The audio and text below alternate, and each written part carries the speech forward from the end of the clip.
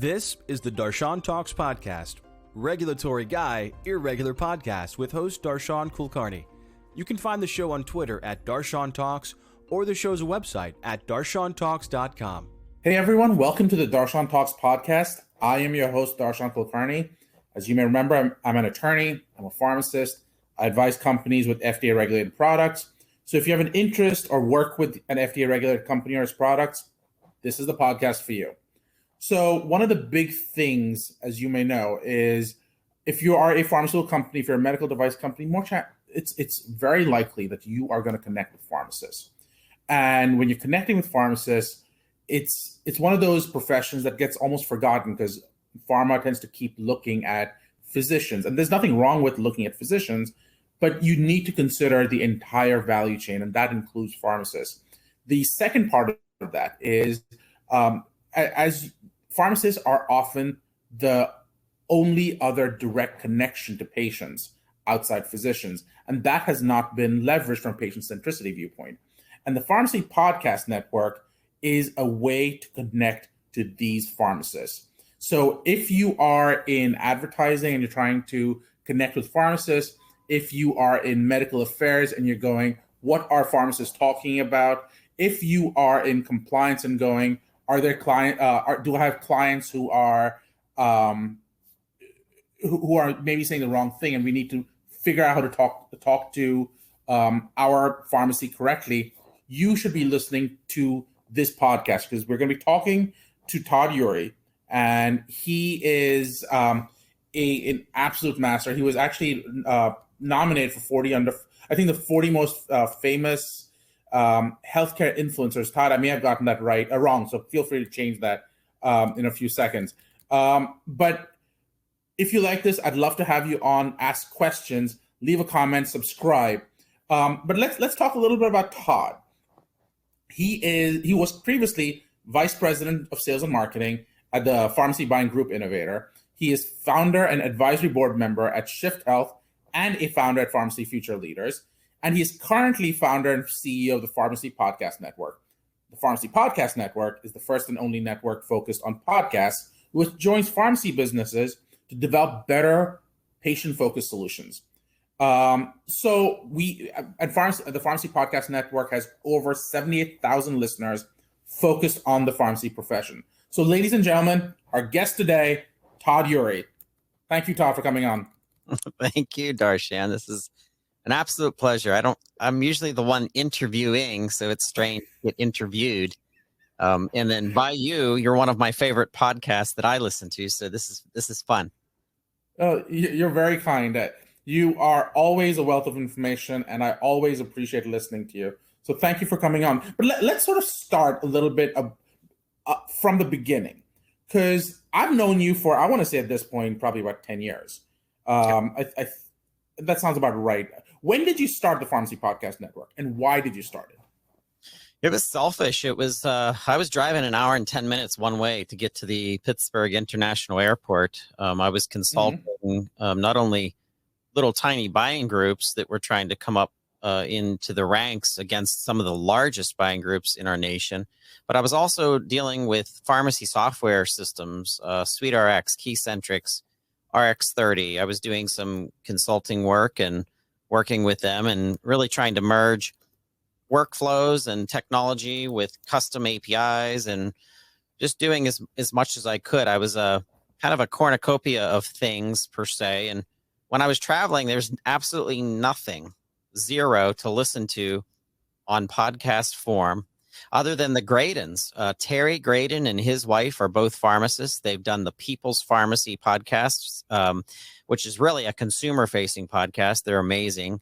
And they've done that since 2008. But in 2009, there's just nothing to listen to from a business perspective. So I was like, that's it. I'm just going to start interviewing people that can turn around and teach me something. And I was the biggest listener of my own podcast because I think I listened to the episodes back then multiple times just to learn from my guest. And it was an invaluable resource to myself. And then, of course, it started to percolate out there in the interspheres and the interwebs. But you said this started from 2000, like you started 2009 is what I think you said, correct? March 2nd. And March 2nd, 2009. So in a month, happy anniversary. Thank you. I'm excited. Yeah, our 12th year coming up. Well, that should be exciting. So here's a question. You said that the Gradens had started their podcast before you. Yep. What did they talk about, and what made you want to listen to them? I mean, you weren't a pharmacist. Like, why do you even care? Yes, exactly. So I entered pharmacy in 2004 in pharmacy management systems dedicated to institutional pharmacy. It was a system called Framework LTC.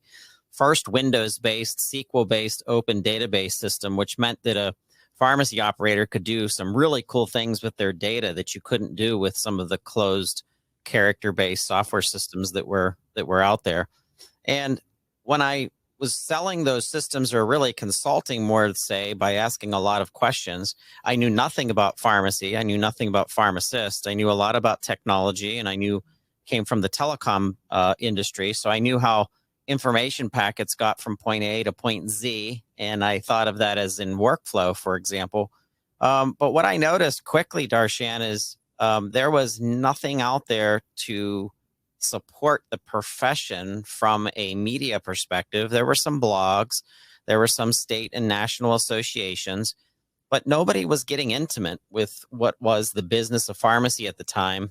I started my own blog called the Pharmacy Technology Resource, and that was a way to talk about how technology impacted operations in pharmacy. And that was from a limited view. It was from institutional long-term care pharmacy perspective. But I quickly started linking up with other pharmacists that were informatics specialists, and they had workflow expertise, and they ran pharmacies. And that was exciting to me. So I've just been a fan of pharmacy for as long as, I've been in the industry, because I know the effectiveness based on data. I was soaked in data every day. So I saw the outcomes. I saw how a geriatric patient started on a medication, had been on 16 medications, and then a year later, they came down to 9 medications, and they were technically healthier. Why? Right. Because there was a pharmacist involved. So Right. and that kind of stuff gives me chills, because I think that pharmacists are underutilized. They're under engaged in the entire health continuum of really helping people to live better. And I just see the power. So I feel like I'm a reflector right now, and I'm just taking as much of the audio stories that have been built out over the last 12 years to accentuate back to our profession of healthcare, how incredible pharmacists are. So just so you know, we got a message from Joe Friedman saying Todd's very creative, always comes up with great ideas that cover emerging opportunities in pharmacy. So Todd, you have many, many fans amongst us, don't you? He's awesome. He's my go-to for medical cannabis, and he actually is helping me launch a new podcast called the CRX Podcast. You can find that at crxpodcast.com, which is in conjunction with a partnership with the CRX magazine, who focuses specifically on writing evidence-based and editorial stories for the physician, pharmacist, nurse practitioner team. So I am so excited about that opportunity. Quick question, Todd. You said it was the crxpodcast.com? Yep. crxpodcast.com. That'll take you to the magazine. It's kind of like a holding space until we get the podcast going, because we don't actually have it yet. So as you can see on the scroll bar below, crxpodcast.com. Yep. So Todd, you talk about pharmacists being under-engaged and underutilized. Right? It's one of those things that I've always believed in, but this is a personal perspective at this point. I find that most pharmacy schools have taken this position that pharmacists need to be at the patient's bedside. And I'm not taking away from the value of pharmacists there, because I've seen the changes and the difference that makes firsthand. But I feel like when they made that decision, they almost said everything else is less important. And you've interviewed and you've spoken to and you've had podcasters from a variety of other dimensions of pharmacy.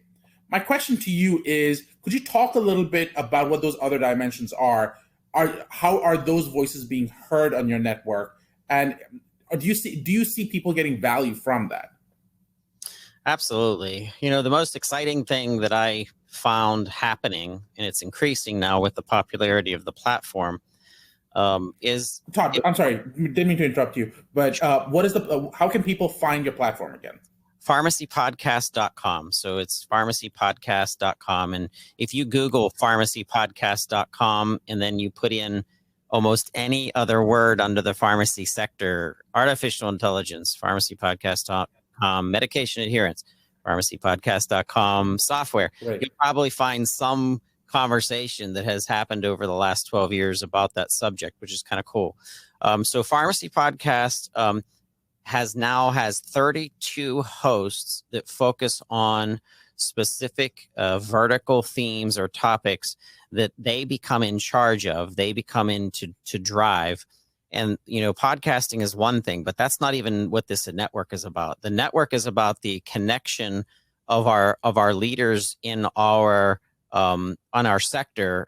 Dr. Ann Arvizu, who concentrates on changing a professional's life in the way that you see yourself, the insightfulness of yourself through her system called the Corepreneur podcast, and the Corepreneur of strengthening your mental core. And Becky Winslow, Dr. Winslow, who focuses on pharmacogenomics, and Bruce Nealand, who focuses on community pharmacy, and Brooke Kalusich, who took over the Gavel and Pestle podcast, which is your old podcast where you started, Darshan, which was amazing. You did such a good job with that. There is a collection of experts, some of the most beautiful minds in pharmacy that are on our network. And what's happening is while they're talking to our listeners 6 days a week, 4 weeks out of the month, pumping out 24 episodes on average per month, the interconnection of business and consultancy and people helping each other, and some of these people joining forces that have nothing to do with the Pharmacy Podcast. Our network is doing exactly what I intended it to do. And I almost think of it as an incubator of audio-driven thoughts and sharing one's mind and sharing insights to make things happen and to support and to build advocacy and to build excitement for pharmacists, because you're a pharmacist and you can't be your own fan unless you're into that. But I'm your fan. So I look at things from a patient's perspective. I look at things as a business guy who's been soaking in pharmacy since 2004.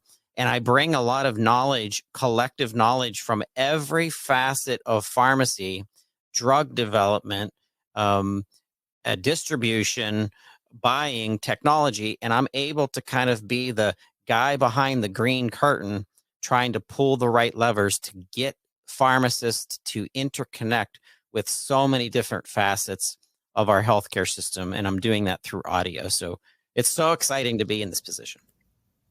Now that's an interesting concept. You said two different things, and the focus on everything you said is it's an incubator of audio-driven thoughts. You talked about the focus on audio. My question to you is: everyone talks about doing for example, we're doing a streamcast right now. Yep.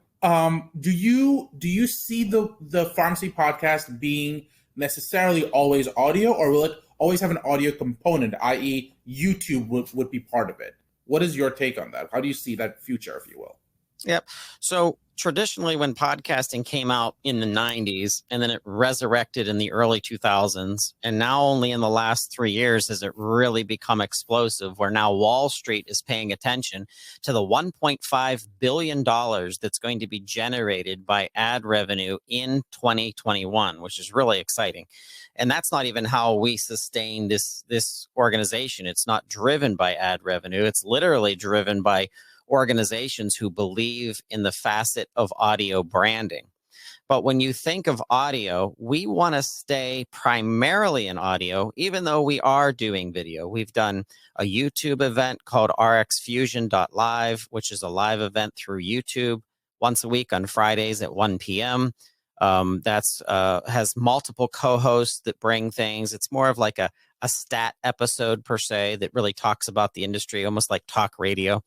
And we're going to be doing more video, but podcasting has always traditionally been audio only. and it's supposed to be, because that's an element of your senses that has been underutilized because of the dawn of everything else that is bright and shiny. And with our attention deficit, and with TikTok, and with all the YouTube and everything, we've lost and or forgot the importance of learning and consuming information through audio. There was a paper written by Dr. Catherine Best called "The Visual, Audio, and Kinetic Effects of Memory Retention Based on Audio." And I actually picked up another book as well called "Evidence-Based Practice and Competencies in Healthcare and the Importance of Using Audio in Learning." So there's a facet of learning, there's a facet of information collection that the Pharmacy Podcast Network has really honed in on, which is all based on audio. We're going to continue to lead with audio, but most definitely, Darshan, we have to be cognizant of what the markets are demanding, and they definitely demand some video too. So now you're going towards audio. You're talking about the vision of the Pharmacy Podcast Network. Let me ask you a couple of basics for someone who's going, you know what, I'm not ready yet to be on Todd's platform. It's just too many people, but I want to start something. I want to get comfortable with my voice. What are some basics you tell someone who's starting out? First of all, do I need to be a experienced licensed pharmacist to start? Do I need to be a pharmacist at all? Do I need to have a certain tone or timbre to my voice to do this? What do you think? So I think there's an element of, we're in an age of social media. We're in an age of me too, me too, me too. Sometimes we're in an age where people want to get noticed for whatever reason. I really want things to be very purposeful. So I've had lots of questions from many pharmacists about starting podcasts. And my first question is why you want to start a podcast. And you don't have to there is no right answer. It's really a very personal thing. But what I do want to encourage is, if you're a professional, and if you're in healthcare, and if you're a pharmacist, and that's layering up, you're a professional, you're in healthcare, and now you're a pharmacist, and you're going to put out something in audio form, you better do it right, because that's your professional reputation. And you're actually held to a higher level of authority in what you're saying than even me, because I'm not a pharmacist and I don't have my PharmD and I didn't take the NAPLEX and get my state license, but you did. So you have to think, why are you starting a podcast? From a quality perspective, that's not as important. Consistency is very important. That is, if you're going to start building an audience through audio, you better put out something at least once every 30 days just to stay in that cadence of content creation. And then you better really know what you're talking about, unless you preface it with, like we did this morning when we started talking, where you said, hey, this is just my ideas, or this is just my insights. But pharmacists need to understand that now that we've driven a lot of attention, the APHA has been resurrected. A lot of the state of pharma associations are having brand new branding and marketing campaigns. There's more attention on the pharmacist today than ever before, especially when we had the president of the United States, Joe Biden, actually call out to pharmacists and saying how important they are in administering the vaccines for this pandemic. So there's a ton of focus on pharmacists. If you want to start a podcast, I commend you and I say, great, let's do it. But do it correctly and make sure that you present yourself not only professionally, but that you give your listener and your audience a lot of preface to what you are trying to accomplish. Because today, Darshan, there's about 1.6 million podcasts out there, and you have a lot to compete with. And the Pharmacy Podcast, by the way, if you're a pharmacist in your podcast, we would love to help you in some way, even getting you exposure like we did with I've done with, just because we have 32 hosts, that doesn't mean I don't help other podcasters out. We've helped many podcasters out in just getting exposure for their content. But there's a lot to think about. And I think there's more to it than just picking up a Yeti microphone from Amazon and plugging it into your computer and start talking. And I think that's really important, isn't it? It's people start talking and then there's a major drop-off rate. I believe the number is like 7 podcasts and then people sort of just give up. Do you have any insight as to why people give up? Why do they not find find that doing it works for them after, say, about 7 podcasts? Yeah, I think we're asking that question for our audience because you absolutely know this answer, Darshan, and that is because podcasting done right is a lot of work.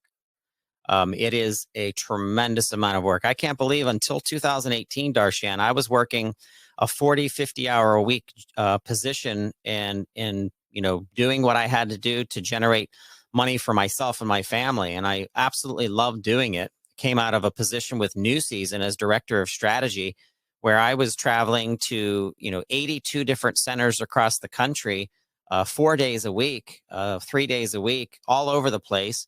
Mostly Florida, where their headquarters was at, doing presentations for pharmacists and getting pharmacists involved with comorbidity for patients that were suffering with opioid usage disorder. And it was an awesome position. But I'd come home on a Thursday night or a Friday morning, Darshan, and I had to jump in and pump out 4 podcasts over the weekend. And let me tell you what, that was a huge strain on my marriage and my family, trying to work a full-time job and then coming home and putting an extra 18 to 20 hours additional in a week just to run a publication. So when I jumped off the entrepreneurial cliff in 2019 and did this solely, it was a blessing, not only to myself, not only to this publication, but to my family to really take flight. And it has grown probably tenfold in just the last 12 months than it ever did the previous 10 years, just because of the focus that I've really been able to put into it. Which is really interesting because it speaks to the entrepreneurial spirit that you, a few minutes ago, actually talked about the value of in pharmacists. How did you decide to make the jump? It was nerve-wracking. It's, what your bills are, the amount of money that's coming in, what you're supposed to be saving. And me jumping off the cliff, it didn't equal that.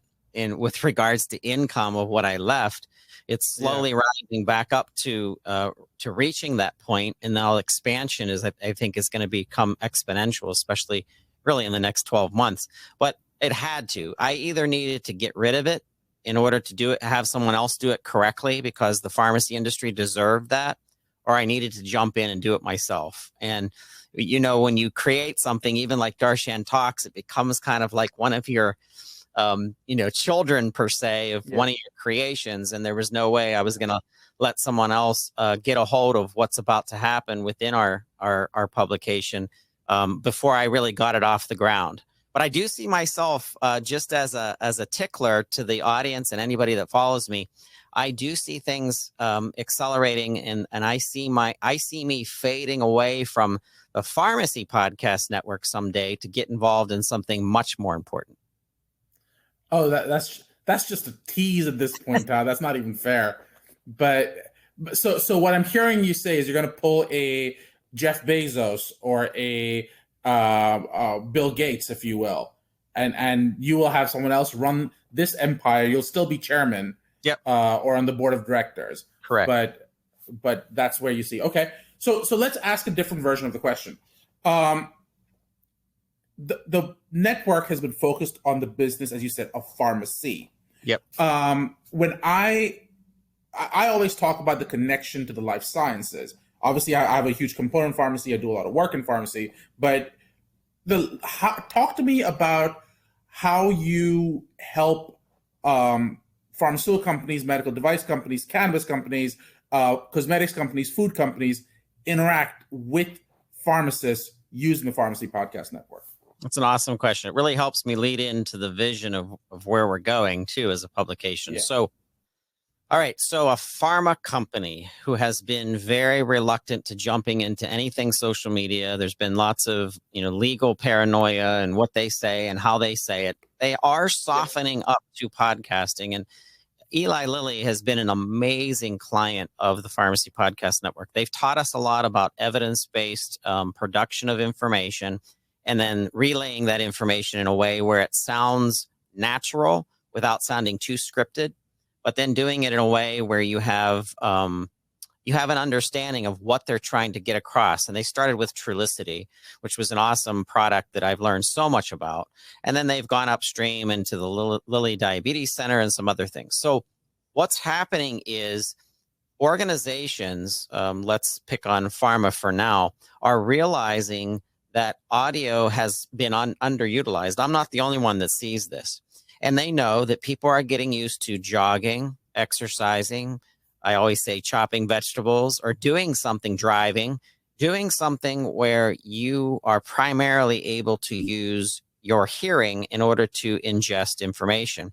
We're in an age where there's so much information. When you get some downtime, and you have, like me, if I have some downtime where I can learn something as I'm exercising or walking, Darshan, there's never a time that I'm not listening to something in order to learn. So with that comes a responsibility of the entity to deliver things through audio that are in fact real and true and not fake news.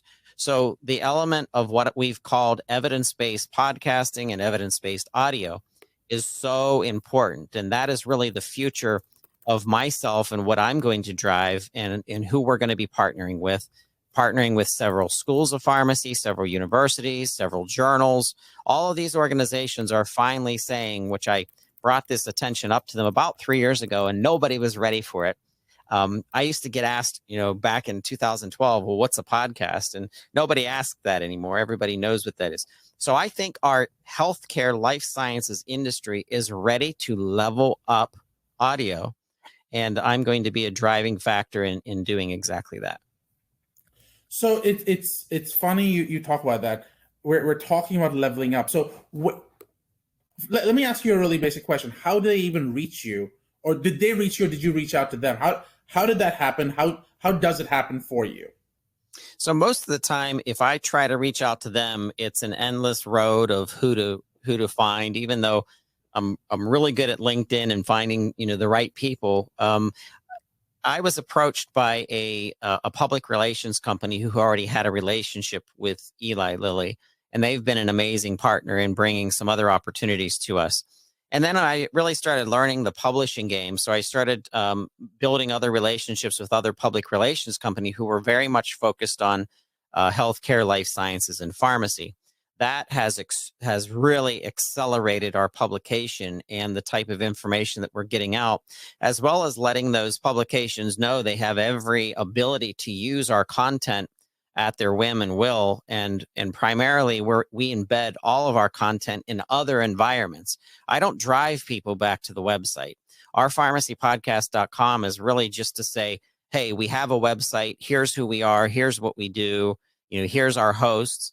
But the importance, the actual physical information, that's being used by our clients. That's being used by, the companies themselves, which is part of our strategy. So I usually aim for these to be about 15, 20 minutes, as you know, but I want to round this off a little bit by talking about you personally. So I'm going to do a new segment, and you're going to be the first person I'm doing this segment with. So the segment is a rapid fire round. Okay. So I'm going to ask you 6 questions. You're going to answer what comes to your mind. So first one, what is an accomplishment you're most proud of? The Pharmacy Podcast Network. Okay. Who is your heroine and why? Favorite heroine or hero and why? I've always been a Han Solo fan, just because of, he always seemed like he was always playing against the odds, and he always made it out because of how tenacious he was. And I consider myself tenacious. I love it. What is your favorite way to give back to your community?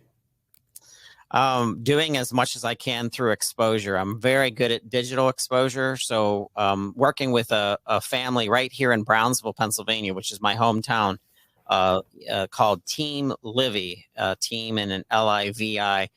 She is a 10-year-old who was diagnosed with cancer, and I used the podcast platform to push out an episode that has helped raise money. So anything that I can do to use my digital exposure and authority and influence to do something else for someone else, it brings me joy to do that. What challenges you? Time management. I am horrible at it. I'm a follow the bright and shiny ball, and if you shine something in front of me that is interesting to me, I can't help but to run after it. Okay. How has COVID changed how you balance your work and personal life? It's made me realize that we can't be in front of each other anymore, which is where I present best, is in person. And not having that, I've had to refine, my own communication skills via virtual, via phone, and then of course in writing form as well. So it's been a teacher. And your last question, how do you define success? I define success by how well you can empower others and being able to see those individuals that you've empowered actually have some measurable outcome. And I've seen that happen through the Pharmacy Podcast Network. I've seen so many of our hosts get recognition, and you can't believe what joy that's brought me to be able to see that. Okay, Todd, I'm going to recap. During this podcast, we talked about how you started. We talked about the under-engagement and underutilization of pharmacists. We talked about how the Pharmacy Podcast Network is an incubator of audio-driven thoughts, and we talked about the evolution and the value of audio, starting from, I don't know what a podcast is, can you tell me about it, all the way through to how do I get involved and how do I start my own podcast.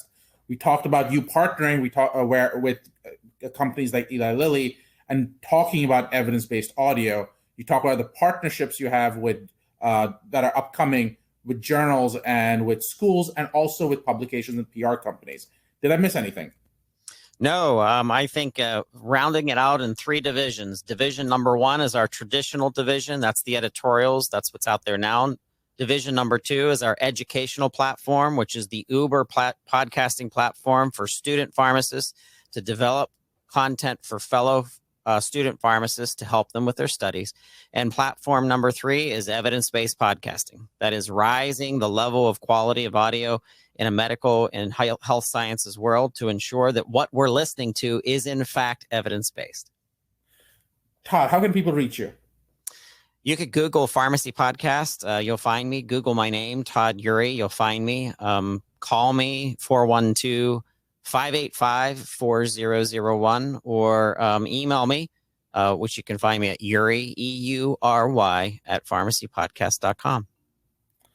Awesome. So if you like this podcast, I'm sorry, Todd, I didn't mean to cut you off. I was going to say thank you so much, Darshan. I've been a fan of yours for years, and of DarshanTalks. You guys and Major, you are an amazing. I wish I had a major. I need a major. I'm very blessed to have Major. So you caught ways to reach him. If you like this podcast, please leave a comment. Please subscribe.